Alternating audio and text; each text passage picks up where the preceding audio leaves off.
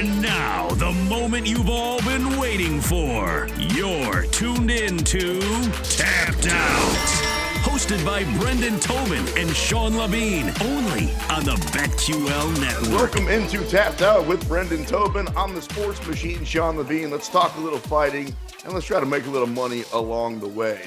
First of all, dude, you're going to be at UFC 299 in Miami. Main event, Sean O'Malley versus Chito Vera, and they just keep adding to that card. I mean, you already had Curtis Blades and Matisse Gamrot and RDA and Pedro Munoz, and there were all kinds of good fights on that card. And announced in the last couple of days, Dustin Poirier is going to be fighting Benoit Saint Denis. He's a favorite right now at minus 150. Poirier at plus 125. Great fight, but a weird one for Dustin to take, isn't it? Yeah, definitely a weird one. Speaks to the toughness of Dustin. It kind of feels a little bit like when he, took on Dan Hooker a couple years back, and that kind of started a surge for him again. And Benoit's obviously coming off that nasty head kick win, so his stock is really high right now. Dustin obviously coming off a pretty devastating loss to Justin Gaethje in his own right in that fashion, but I think for a couple of things. One, I'm sure they paid him very handsomely since he's a co-main event in this one. Trains in South Florida, so doesn't have to, venture out too far. It's I'm sure a very comfortable fighting situation for him to get to do it in South Florida.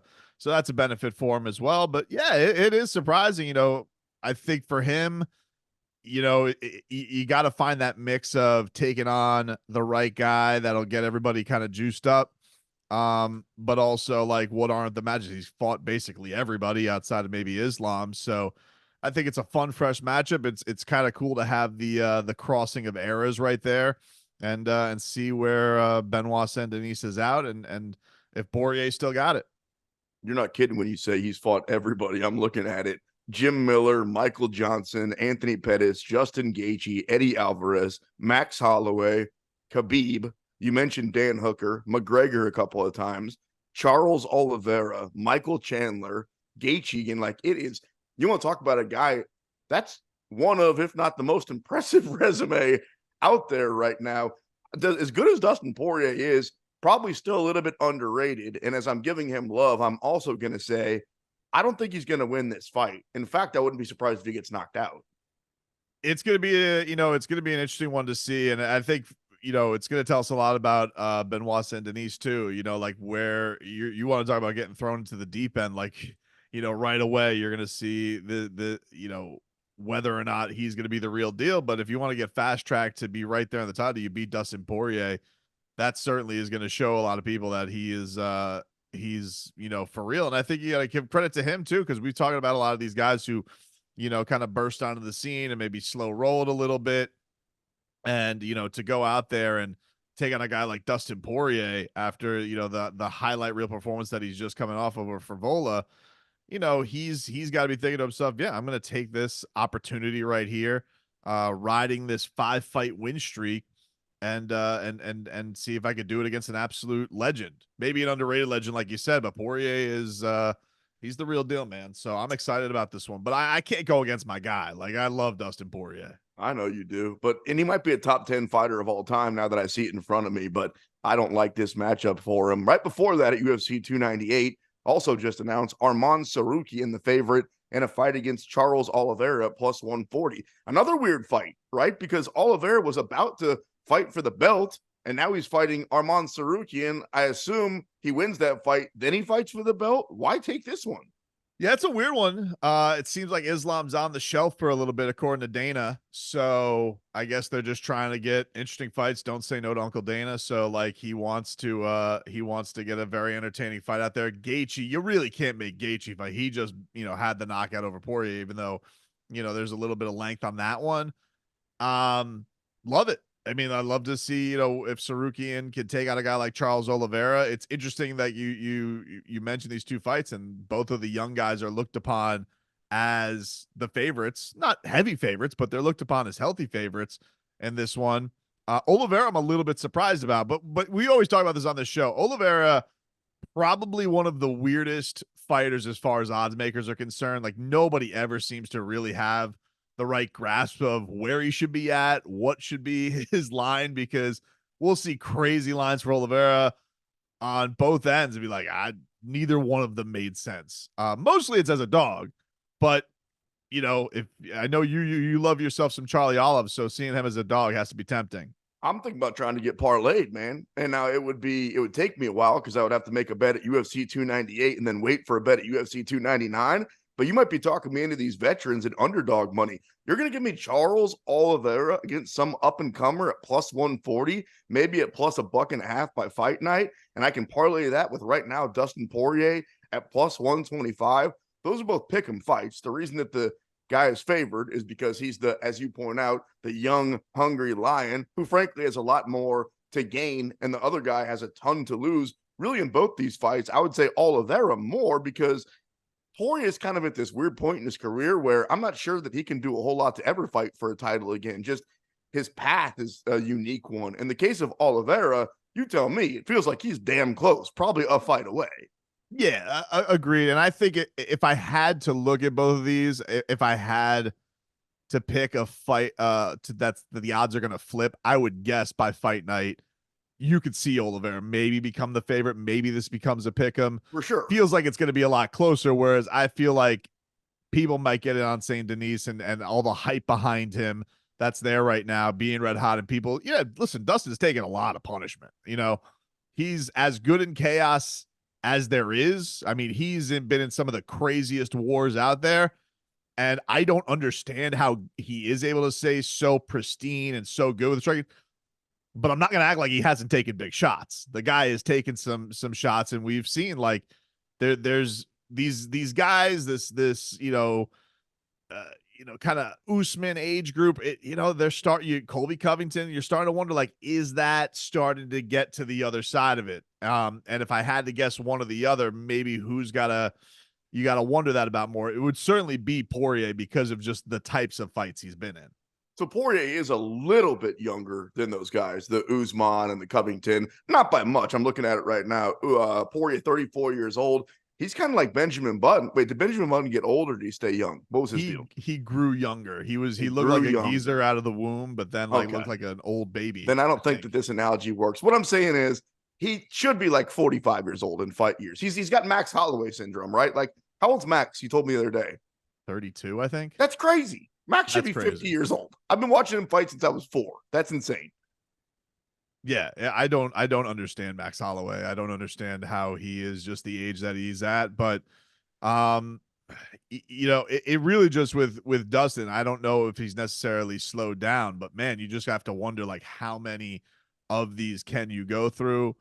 He might just be a special one that can. I mean, I know that, he's always training. He'll come down, and the thing with Dustin is he doesn't necessarily have to be in camp to be in training. Like, he'll, do his life in Lafayette, then, take a 3-week trip down to South Florida, then go back home. And so I think that, he's always going to keep himself in shape and keep ready. But, it's going to be an interesting test for him to kind of go up against the young, hungry lion right now, who is trying to show that, hey, I'm a true contender in this division. Max is 32, by the way. You got that one right. You want a 39-year-old? I got one for you. Chris Weidman getting back into the octagon, UFC Atlantic City versus Bruno Silva. I love Weidman, but it just feels like, again, at this point in his career, maybe he's doing it for himself. I can't really see how he improves his legacy, and I don't like watching him fight. Don't disagree with you. Yeah, the last time it was rough. I was almost wondering, like, it felt like the last time he was in there was almost a level of, hey, I want to go out on my own terms, and you got to respect that as a fighter. But it was a bit of a rough watch because it's tough not to think about the injury, man. It's tough. It's a brutal thing that happened to him.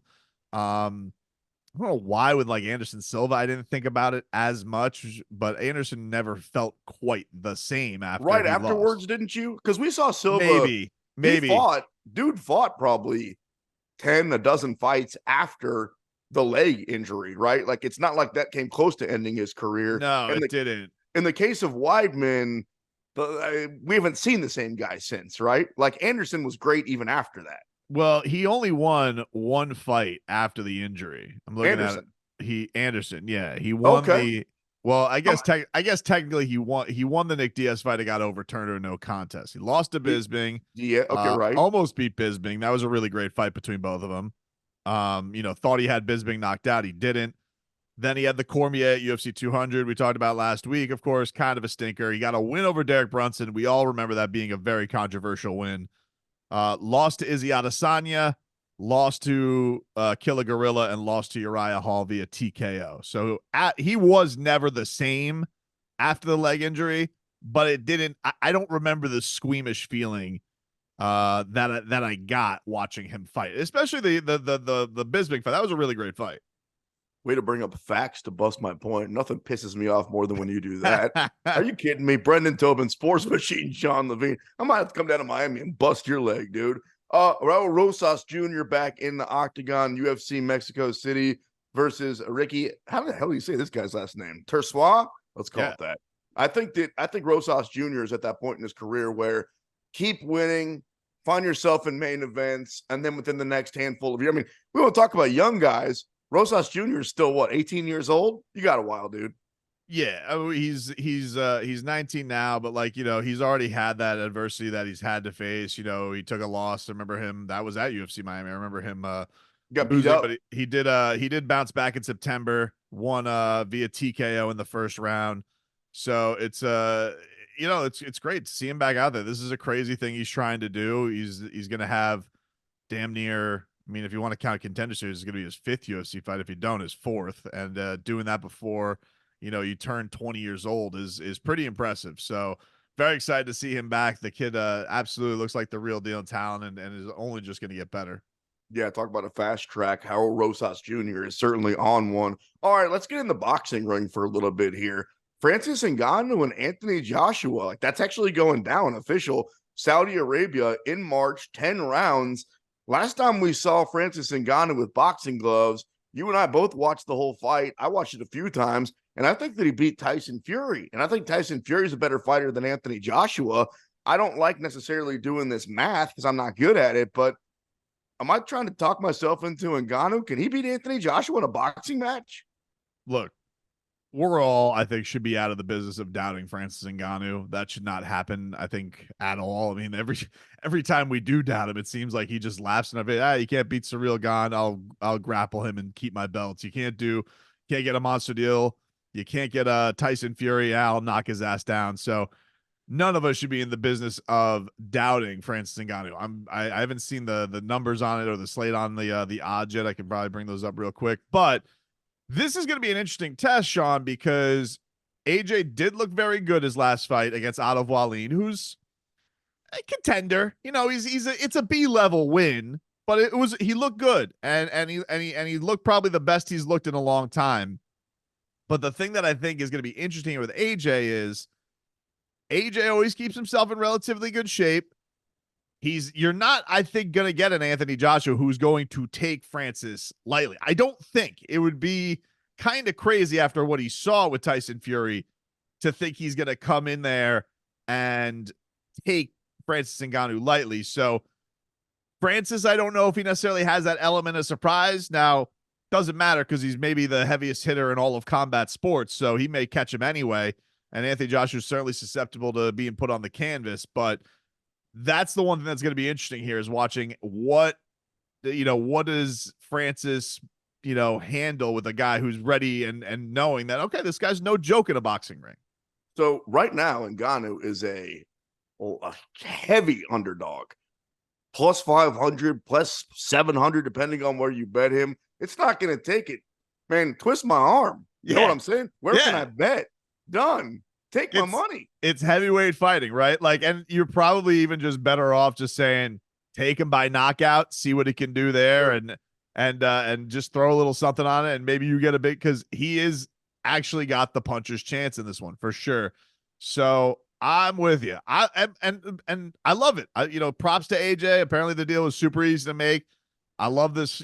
Anthony Joshua has got to be laughing right now because he's figured, oh, my Deontay Wilder fight got derailed, but I think honestly I'm kind of more hyped for this one because Deontay's looked a little bit long in the tooth, and I'm excited to see this. This is going to be a fun fight, a fun buildup, I think. Excited. We're about to get rich on it, dude. Are you kidding me? And God knew with that kind of money. What? Okay, I'll do it. Speaking of boxing, your boy getting back in the boxing ring. Jorge Masvidal versus Nate Diaz. Anytime they fight, I don't care where it is. I'm watching. I'm interested. That's supposed to go down March in Las Vegas, part of the Happy Punch promotion.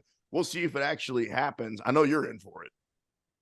Yeah, I mean, like I'll definitely gonna tune in. I love seeing Jorge back in action, and glad to see that he had this tweet unretired and everything. Oh, was he gonna come back for UFC Miami?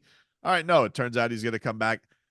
The Nate Diaz fight, though, it's like they fought pretty recently. It wasn't a controversial fight, so I mean it's a Diaz brother, so people are always gonna be interested in it. I'm not gonna say it's gonna have no buzz because just the Diaz brothers bring that.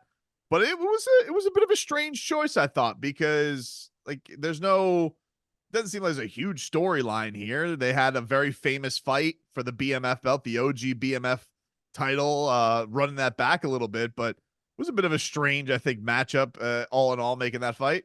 The OG BMF. How many more letters can you throw into that? There's a little bit of controversy, though, right? People thought they stopped it too soon, and they could have kept going a little bit. Nah, a little bit, just a little bit. The Diaz cult thought it was a little bit too much, right? Well, I had my money on Diaz, so I'm stop. I think they still should. What they ended in the third or the fourth? I think they called it in the third. Brendan Tobin, Sports Machine Sean Levine. He's in Miami. I'm in Kansas City. Oh, guess what? Dolphins at Chiefs coming up on Saturday. Who wins that fight? We talk about the rest of the NFL games as well. Right now, I'm looking at the weather. It's supposed to be 0 degrees here in Kansas City. That's nothing. That's cold. Back at it on the other side here on the BetQL Network.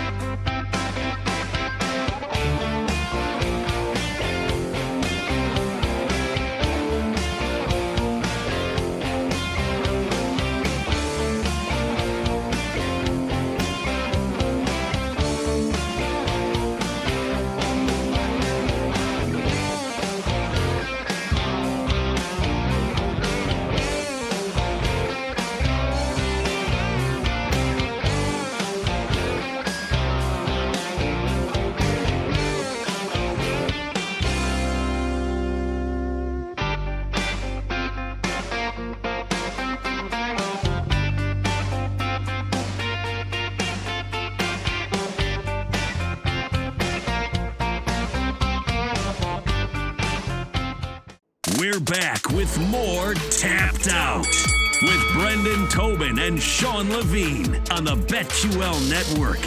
And we are back. Brendan Tobin, Sports Machine Sean Levine. Most of the time, we're talking fighting here on Tapped Out, trying to make some money at BetMGM, and we'll still try to do that. However, let's get out of the octagon, the boxing ring, and onto the football field because my dude, our teams play each other. You down in Miami covering the Dolphins, me in Kansas City covering the Kansas City Chiefs. Let's talk about some of the fights that we're going to see. Right now, the line, Miami plus 3.5 coming to Arrowhead.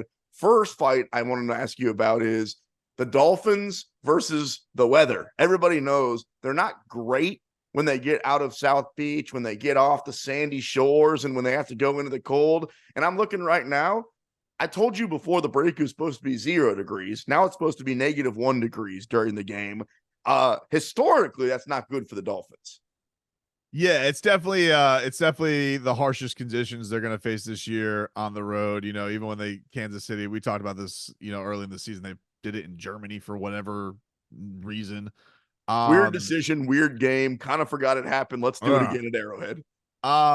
So it's not only the Dolphins are going into just frigid weather. I looked it up during the local show, Sean, down here in Miami, and I was like, what the hell is a severe winter warning? This is very foreign to me. I'm like, it's 70 degrees right now. It's what's beautiful. going on right now? No. I don't understand. 70, what are you 70 degrees? I'm literally looking at 2 feet. Not 2 feet. That's exaggerating. There's at least 6.5 inches of snow outside my window. Crazy. I don't understand. I don't understand. And so it's only going to get colder. You tell me that it's going to and windier. wind and snow and windier. That's right.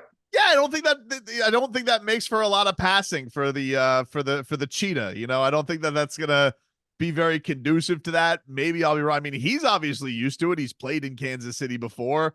Our quarterback Tua, well, I remember him one time. He had this Tua. It was his second year. The Dolphins could have made the playoffs. He had a terrible performance in Tennessee where it was just very, very cold in Tennessee, but not like 3. It was like 36, something like that. But you might as well have like thrown Tua into an igloo. Like it was just ridiculous. He was so cold.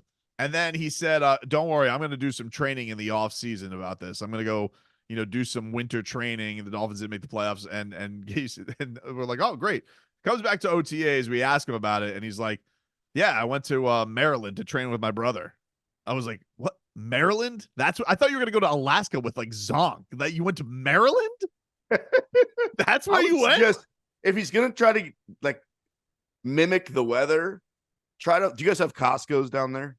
Yes. I would find a Costco and I would find the walk-in freezer because something tells me it's really big and throw a football in there for a while because legitimately it's going to be bitter cold. So when we talk about the matchup, Tua versus Mahomes, it's almost like we've had so much fun talking about it, but does it really matter in that type of weather in these conditions?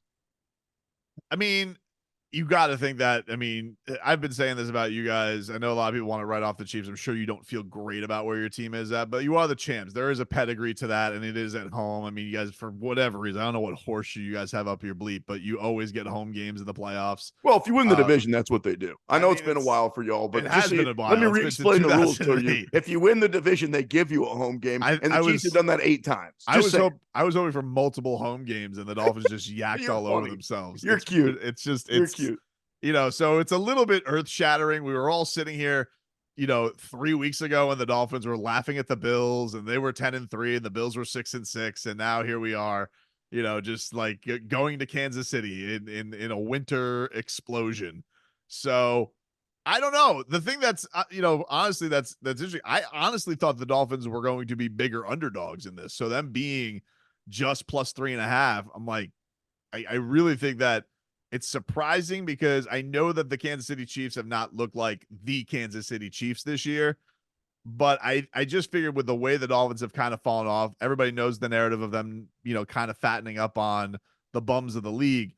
I thought for sure this was going to be at least a 5-point spread trending towards a touchdown favorite for the Chiefs. So I'm a little surprised it's as a close a line as it is. Dude, I thought the Chiefs might be a touchdown, an extra point, and a hook. Like, if you would have asked me, I would have said 7.5. I'm stunned that it's 3.5. Yeah, both teams have been a sinking ship now for a while, but the Chiefs are at home. The Chiefs are used to the weather. The Chiefs just gave themselves a bye, essentially, because they didn't play their starters because they already had the division wrapped up. Again, if you win the division, they give you a home game. That's just how it works. I'm just saying, dude, it does feel like the line isn't nearly big enough. Maybe trying to get some Dolphins action in on it. It feels like, I don't know, feels like there's probably going to be a lot of late money between now and kickoff coming in on Kansas City if that number stays at 3.5, right? I gotta think so. I don't know what you can maybe, update people on injury situation, but just to let people know where the Dolphins are at, they just signed Justin Houston, former Chief. That Justin Houston, because the Dolphins have lost Jalen Phillips, Bradley Chubb. They lost Andrew Van Ginkel. They lost their starting linebacker in Jerome Baker. They're not going to have Xavier Howard, their starting cornerback. Their starting free safety, Javon Holland, has 2 sprained MCLs he's playing on. Keep talking. I'm emptying my bank account on the Chiefs right now. 2 sprained MCLs he's playing on. So the healthy Dolphins on defense are basically Christian Wilkins, Zach Sealer, the defensive tackles, and, of course, Jalen Ramsey. Everybody else is either out for the season or very, very banged up. And I know that the storyline is going to be Tua Mahomes. If this Dolphins, defense, they're probably going to need the assist of the supernatural of the weather to slow things down because they are not just banged up, they're decimated on defense. And just to clarify, this is that Justin Houston, not his son? No, they signed somebody else too. Like they've been signing like Eric Berry, your Pro Bowl via 2016 pass rushers. These are who the Dolphins are bringing in this week to try and like dial it up for a week. It's wild, man, how badly this has gotten for them. I believe Neil Smith is still out there for the take, and he's got to be about 60 at this point. I'm friends with Neil, actually. Great guy. Let's go through some of these other games. Who wins the fight? There's a couple of road favorites, one in the AFC, one in the NFC. Browns laying 2.5 at the Texans. Does that surprise you? Yeah, it does. I feel like the Texans are getting a little disrespected. You got to give. That's a pick 'em, right? You got to respect the holy hell out of Joe Flacco. But the thing about Joe Flacco is this dude is he's literally just gunslinging. Like, he's going in there every game, seems like it's 300 yards, 3 touchdowns, 2 picks, or 300 yards, 2 touchdowns, 3 picks. Like, he's letting it rip. They obviously have a very good defense, very intimidating. They've been able to withstand the storm that they've had to. But dude, I'm in on this CJ Stroud. Like, this guy's been awesome. D'Amico Ryan and what he's been able to do with that team. Them as a home dog, I'm all about that. What's up, home dog?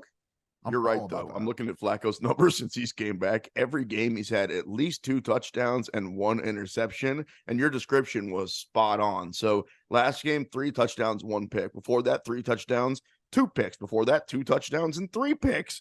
3-1, 2-1. That's what he does. It's going to be a shootout in that game. Get the over-under for me if you can while I'm talking, because I don't necessarily feel too strongly either way. If you twist my arm, I guess I would take the Texans on the money line at home, but whatever number you give me, I'm going to take the overs because they're going to be throwing the ball on both sides. Yeah, the over-under for this game is set at 44.5.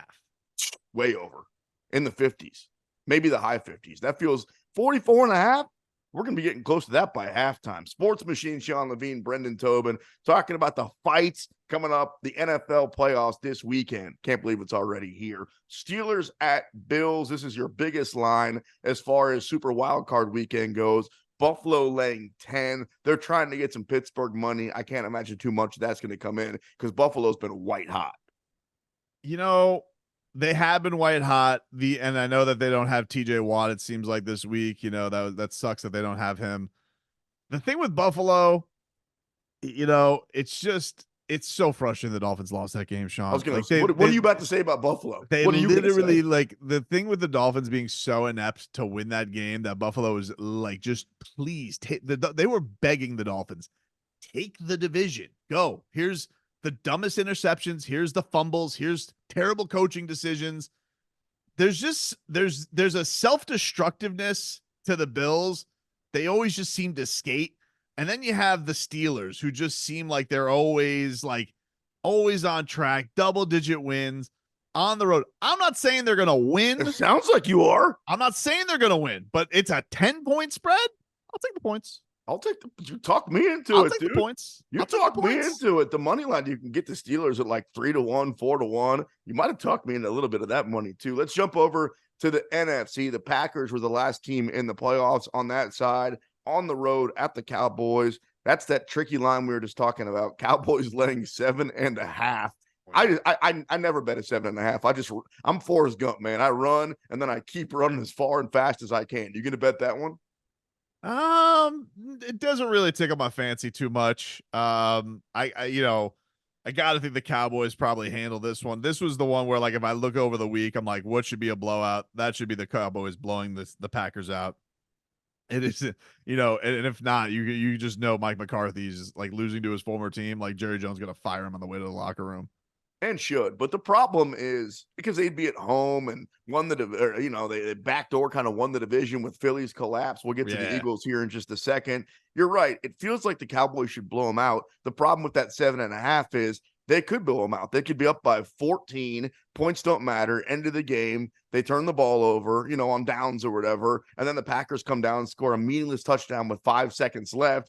And then they kick the extra point and you screwed, and the 7.5 covers. So that's why I run from that number every single time. You should too. Rams at Lions. This is another tricky one because the Rams have been playing really well. The Lions have really been one of the more consistent teams in the entire season in the NFL, NFC or AFC. The only time they really pooped the bed was on Thanksgiving when everybody was watching and everybody was betting on them. They're laying 3.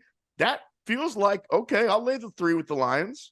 Agreed. Yeah, that's the thing with me is like this is another one I'm a little surprised the line's not a little fatter. I would think that they would be a little bit more of a favorite. I guess you get the respect of McVay, and Stafford's gonna have the return to Detroit, and he'll have the Goosies and he'll have the field. But Goff revenge game too, dude. Like you basically got cast aside because he said they weren't good enough to win a Super Bowl with him, and by the way, they were right. So now this is a fun storyline game. But 3 points, yeah, I think the Lions should handle that. I'm very, very comfortable with that. And so yeah, I'm rocking with the Lions. I think that they should. I mean, honestly, they should be the 2 seed if it wasn't for a crooked official. So, I think that I definitely have faith that they can cover the 3. You say crooked, I say dumb. Every time I heard that guy speak, I was just like, I just don't think this guy's very bright. Oh, and then the last game, the Eagles. We talk about all these tricky lines, and I talked about there was another road favorite. Here we are, Philly -2.5 at the Bucks. I can't believe I'm saying this. Maybe it's injuries, maybe it's my eyes they're telling me, but I think I trust Baker Mayfield at home more than I trust even Jalen Hurts with that crooked ass finger on the road. I think Philly's done, man. Yeah, it's hard to argue with you, man. Like I gotta think like, look, Tampa's one of those markets where certainly I'm sure there's going to be a huge contingent of Philly fans that make their way to that game. So I don't know how much the home field advantage will, play into it. Miami people hate Tampa people, right? No, that's usually just where a lot of our people used to say, oh, Florida's where they, people, go to retire. We kicked them all out from South Florida to West Florida. Yeah, we booted them over to that coast. Don't hate them, just made them leave. The old are over on the West Coast of Florida now. But yeah, it's just hard to believe. It's hard to believe in the Eagles right now. They're just a mess. You trust Matt Patricia, you're doomed. I mean, like seems like a terrible decision. I'm not really into this game. This feels like it's got like 12-6 written all over it. Like just blech, on a Monday night, after what probably could be a really fun wild card weekend. I can't imagine this being a good game. I think I'm staying the hell away from it. No, this is one that you watch with one eye open. Probably don't bet on it. Let it be on in the background because you're right. We're looking at this is 13-3 all over it. That's Brendan Tobin. I'm the sports machine, Sean Levine. Since we can't seem to get along, let's get it on. Coming up next, you're going to fight me right here on Tapped Out.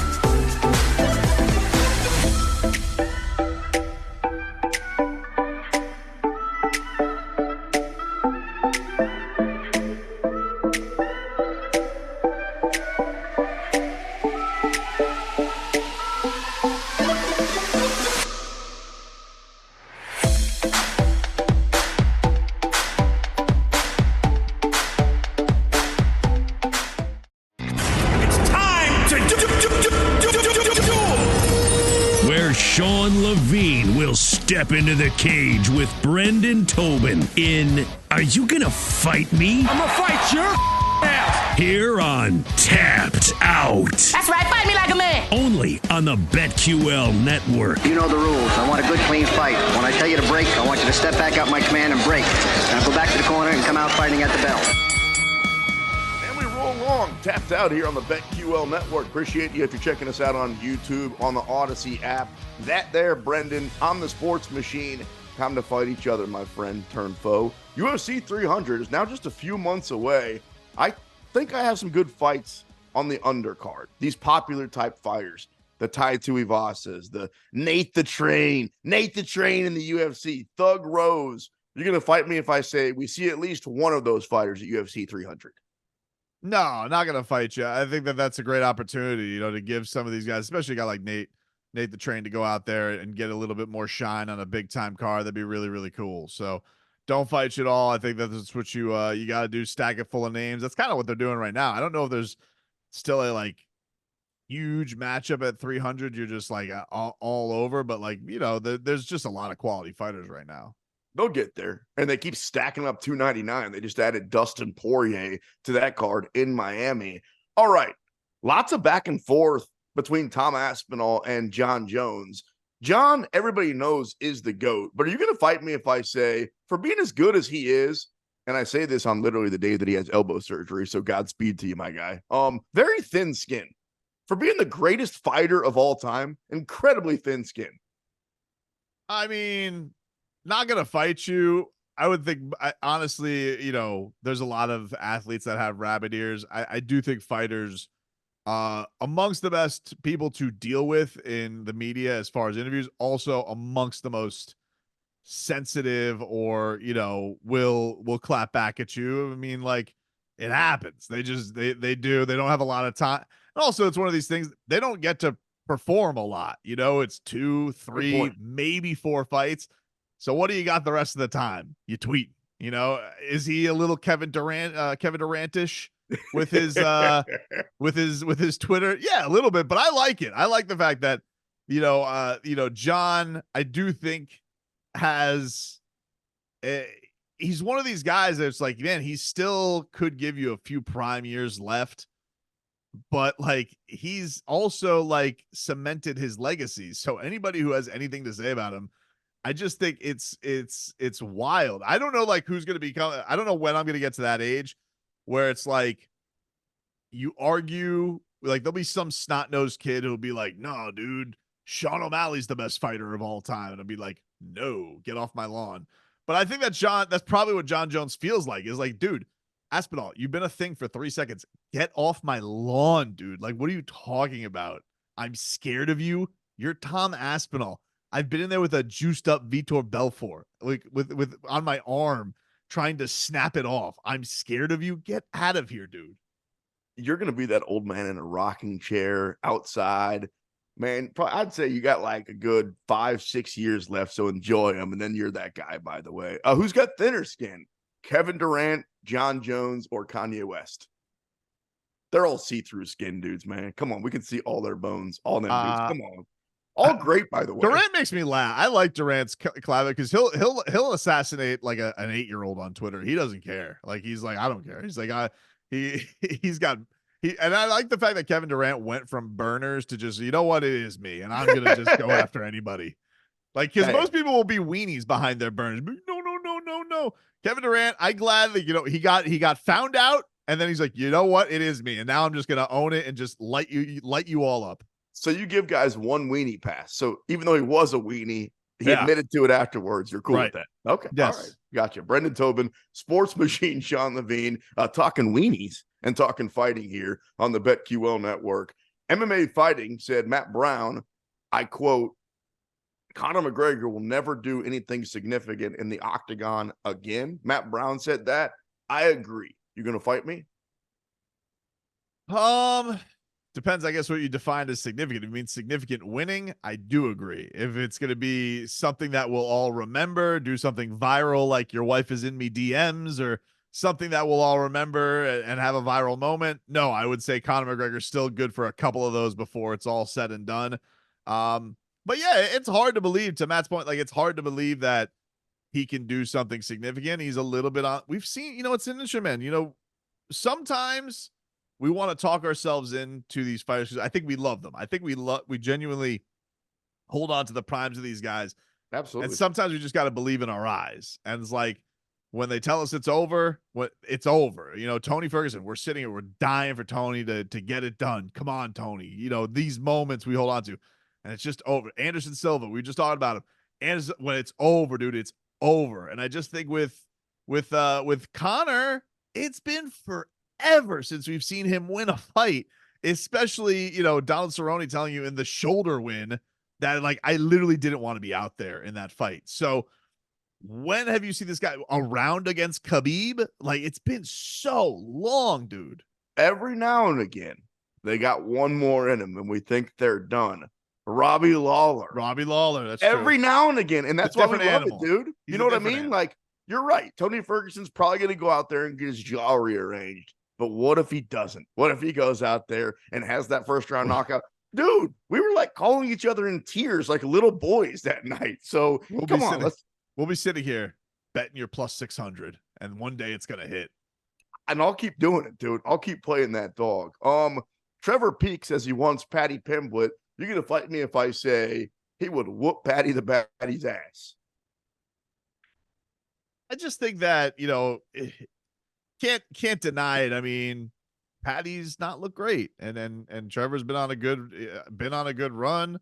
I just don't know who you got a lot of faith on Patty right now, especially, guys in their prime, guys in that same age bracket. So, but I like it. Like, I think about in that range of where he should go. You took out the old guy. All right, let's go back to somebody within your age group. If Patty was a stock, though, buy low, sell high, right? I don't have money to play the stocks, but now's the time if you're going to buy in on Patty. I'm looking at the current top 15 pound for pound. Islam, Jones, Volk, Edwards, Pereira, Oliveira, Strickland, O'Malley, Izzy, Pantoja, Aljo, Aspinall, Holloway, Usman, and Yuri. You're going to fight me if I say, how in the world is Shavkat Rakhmonov not in that top 15? I agree from the standpoint of I think he should be in there, but I'm going to fight you on the idea of, like, I get it. Like, nobody's given him the flowers yet. Nobody's given him the idea that he is one of those absolute top guys. I'm curious to see, like, what it is, going to take to get him there, with his win over Wonder Boy. He did what he had to do. Apparently he did it injured. He did dominate that fight. Wasn't the most thrilling fight in the world, but he did still keep his perfect finish rate. I mean, that's a guy I would love to see, like, on a 300 again. I don't know if that's too quick a turnaround because he is banged up, but if not then maybe on the Conor card, if it is a Conor card at International Fight Week. I just think that keep putting that guy in spots where everybody can see him. That's actually where it makes the most sense now that you talk it out. Is just wait as long as you can, let him get healthy. 300 doesn't make a ton of sense because I don't know if his name is big enough yet, but if you put him on the Conor card after that International Fight Week in Vegas, I think you just did the matchmaking for the guys that owe you a little bit on the side. Francis Ngannou, March 8th, is going to be fighting Anthony Joshua. We looked at the odds. Francis is a huge underdog, 5-1, 7-1, depending on where you bet. You're going to fight me if I say, if this goes really well for Francis Ngannou, he might just say, screw it to the PFL. He might say, screw it to MMA altogether. I would get the logic of it, for sure. I fight you on it because Francis does just seem like a guy who's a different cat. He sticks to his morals. He sticks to his guns. So I think that there's a part of him that feels like he owes it to the PFL to just do it at least once. I think there would be plenty of people in your camp who would, like, tell him, forget this dude. We've knocked out, do Anthony Joshua. Maybe he beats him. Rematch against Tyson Fury. What are those? That's two $20 million paydays. That's what I'm saying. What do you need to go fight Bigfoot Silva for? But I think there's part of Francis that, like, a lot of people laughed at him. We've had Sean O'Connell from the PFL on. Like, they were very geeked up to get him, and I do think there's part of Francis that, like, does want to harbor that. Remember, it was a big thing for him to get the opponent purse up for it. That's pretty unheard of in MMA. So I think there's part of him that wants to be like that beacon, that ambassador for it as well. So while some logic and selfishness would say, yeah, do exactly what you're saying, I think Francis is got some morals to him. I don't think he's going to do that.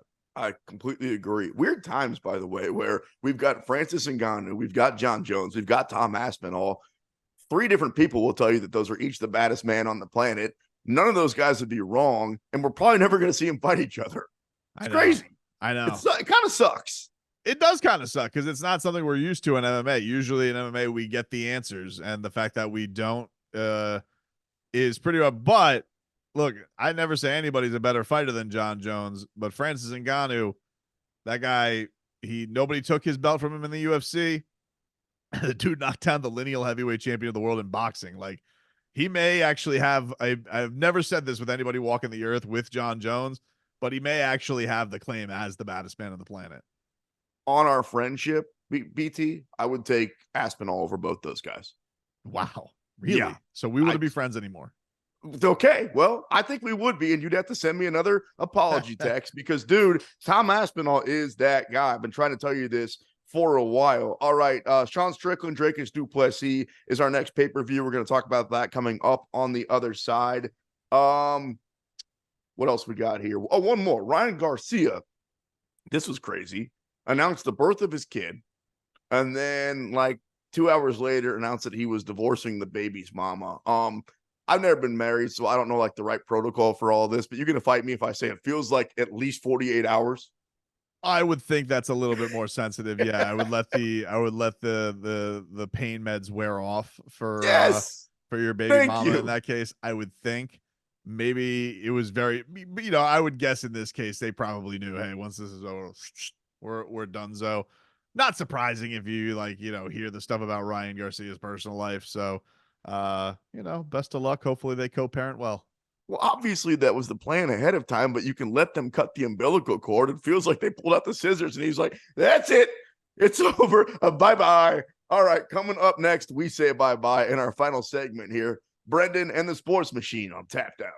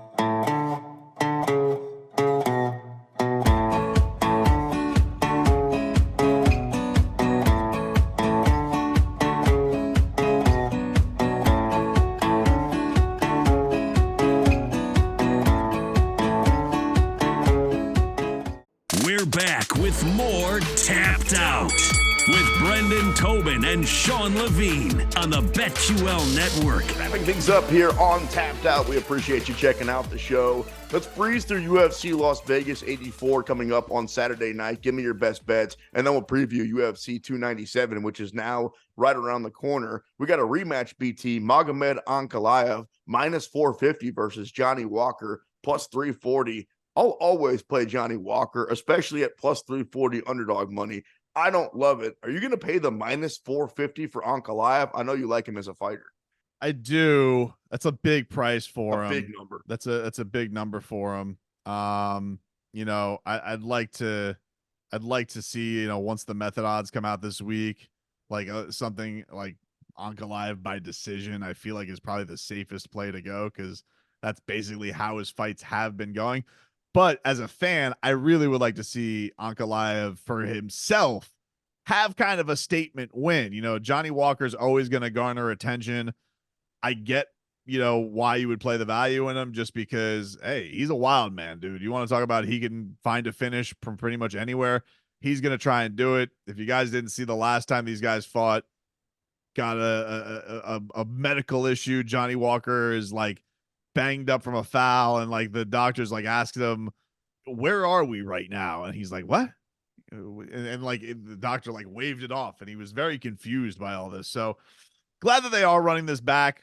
And I think for Johnny Walker, like, look, if you beat Ankalaev, then the Johnny Walker all the way back story is there, because it's like everybody kind of wrote this guy off. Oh, he's an ass clown. He's hurting himself doing the worm in the octagon. But if you beat Ankalaev and you're a 3-1, 4-1 underdog, that's a pretty cool moment for Johnny Walker. So there's part of me that's also like the Johnny Walker story is the better story as a fan. Yeah. But also like I get the skill set of Ankalaev. Like if you're a purist and you like guys who don't have a lot of weaknesses, that's Magomed Ankalaev.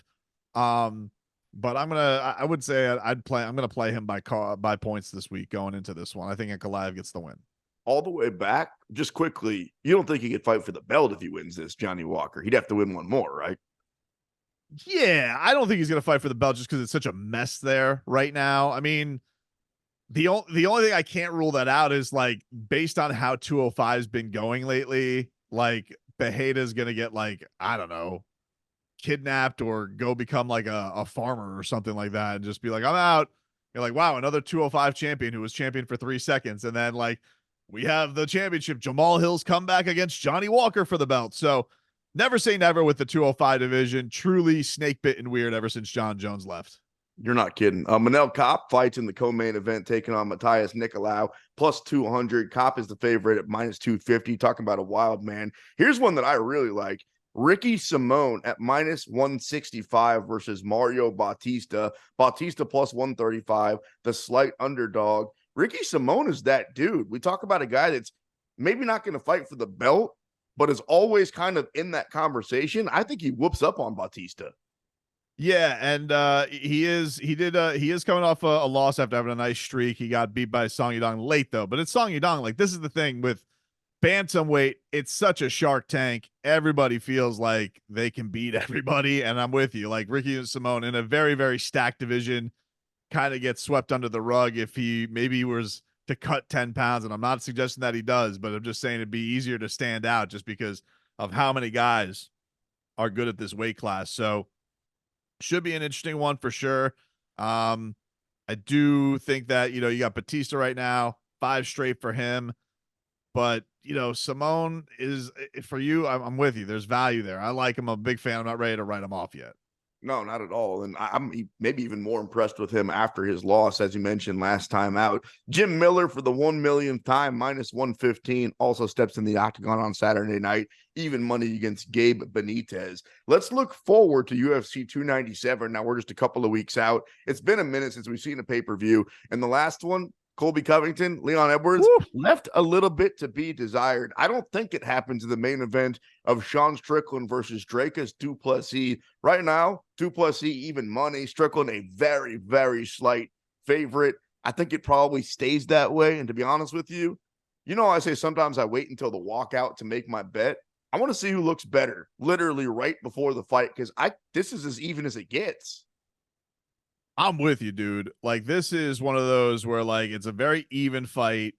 If you do feel like there's a strong lean that you like, maybe go with it now. But I'm like, I want to see everything this week. I want to see the press conference, the conflict that they're going to have with one another. You're going to have a press conference. You're going to have a weigh-in. You're going to have stare downs. What's that all going to be like? You have Sean Strickland as the champion for the first time. What is he like headlining a week? Dracus du Plessis has shown he will say very mean stuff to get under Sean Strickland's skin, and we have already seen these guys brawl in the crowd. So I think this is funny. This is going to be one of those ones that I feel like can get sneaky buzz as like the week goes on. We're obviously very fired up for it with this being the first pay-per-view of the year, but I think that almost like this could get more ESPN attention. This could, which is tough in NFL. This is a tough time of the calendar for fighting because it's NFL playoffs. It's all that's on anybody's mind is playoffs. College football just ended with Michigan, but this is what everybody's focused on. I think that these guys can garner some attention going into this week just because we've already seen they are not just about words. They're about action. And you got to be wondering about, is there going to be an injury? Will somebody actually punch somebody in the eye and that'll cost the fight of happening? Do we have to worry about a backup fighter? And then on top of it, just like from all a shenanigans standpoint, very fascinating matchup stylistically between the way Sean Strickland is just like this kind of straight up and down fighter, not necessarily a brawler because there is a method to his madness. And Dracus du Plessis has just been steamrolling fools, dude. So, I mean, it is a really, really fascinating matchup that feels like it's going to have a lot of drama underneath it. Very well said. Brendan Tobin, Sports Machine, Sean Levine, talking some fighting here on the BetQL Network. You're right. This is one you got to wait till the last minute. There's going to be a lot that goes down the week of the fight if we get there, right? Like, these guys are both very much wild cards. It's crazy. du Plessis has been an underdog in 3 out of his last 4 fights. Comes into this one, at least right now, at even money. The co-main event of 297 up there in Canada, is Mayra Bueno Silva, the favorite, minus 165 against Rocky Pennington. She's the dog at plus 135. Kind of feels like it's Rocky's time. Yeah, I mean, listen, she's been around forever, but she has been rolling, and you would feel good for her to finally get that chance. I mean, look, the queen is finally gone at bantamweight. Amanda Nunes, hanging up the gloves. So Rocky Pennington's got to be feeling a little bit like this would almost be like if John Jones just really retired and Daniel Cormier could have just been in peace and be like, yes, finally, I can have my time up top.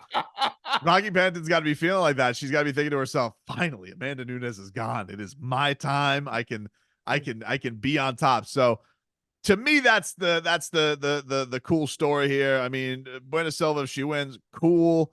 that's fine. But I mean, Raquel Pennington's been around. She's an OG of the division. She's been around. When the hell was Raquel Pennington's first fight in the UFC? 2014. Goodness. So like she's been and had fights under before that. So will be really cool if she ends up getting the victory there. And we were talking about this a little bit last week with the women's division. It does feel like it needs a bit of a bump and needs somebody to kind of fall in love with. So maybe just the idea of her getting to the top would be cool. But look, she is the dog right now, and it's gonna be an interesting one to see how this all shakes out.